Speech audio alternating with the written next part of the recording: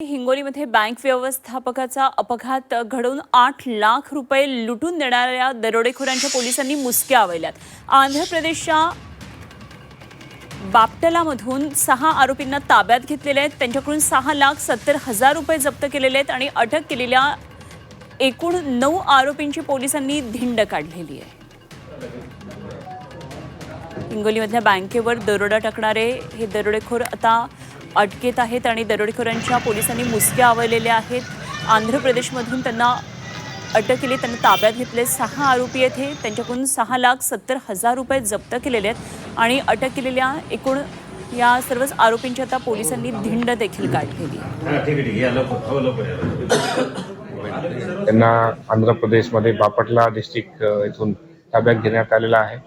त्यांच्याकडे कॅश जवळपास 6,70,000 रुपीज होते, ते रिकव्हर करण्यात आलेला आहे।